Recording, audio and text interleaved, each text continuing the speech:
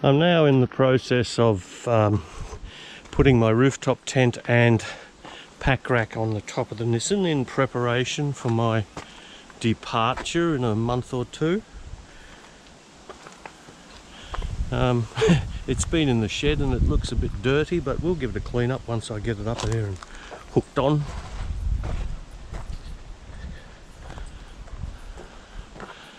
Complete with spoiler.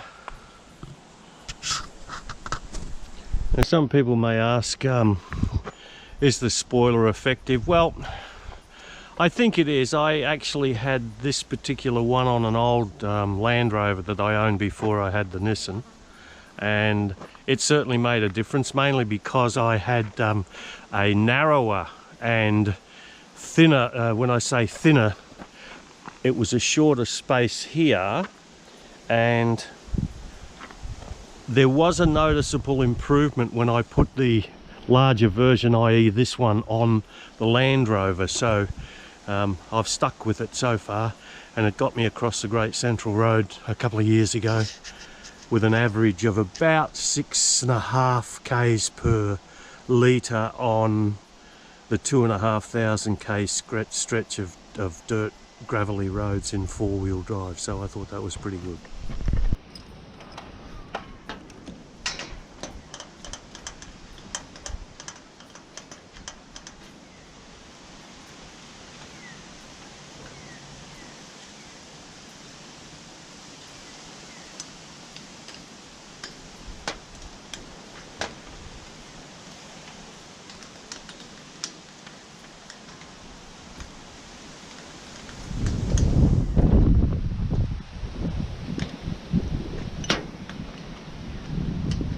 Probably should have washed the car before I put this up, but hey, it's going to be dirty enough anyway when it comes back.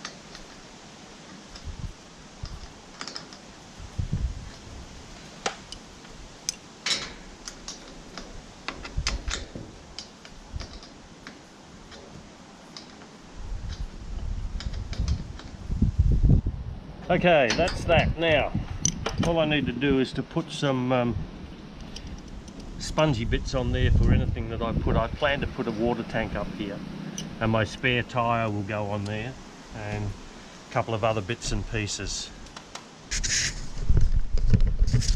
This year, instead of a ladder, I'm taking one of these Bailey work platforms, which I've found it's an adjustable height thing. Normally I carry a ladder to access my rooftop tent zippers, but this year I thought, oh, ladder is a pain in the bum, but this is much more stable platform, so we'll give it a go. Now my next chore is to get my rooftop tent on the roof by myself. Now the tent is way over there in that corner, but up here I built this a few years ago. It's a ramp, which we will demonstrate how I use this, but meantime I have to get it down from the garage roof. We might put this on time lapse.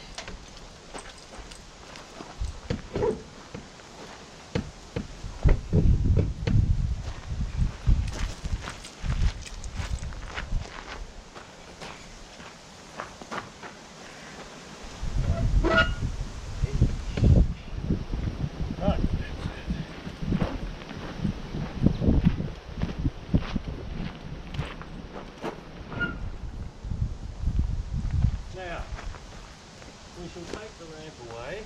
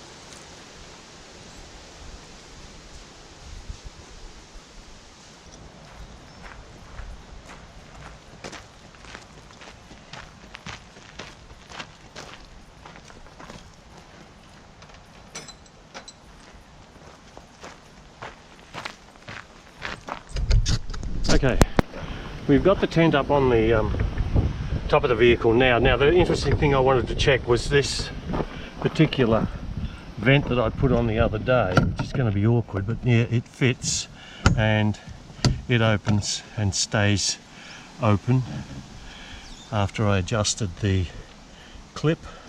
So all that remains now is to fit these little brackets in here, and they attach underneath, and tighten her up, and the tent is ready to rock and roll. Now I've made marks from the last time I used this tent just to make sure that I line it up exactly the way I want it, because when this roof flips over it has to cover the tailgate area. So that's my mark there, and I can measure that. I don't need to measure it.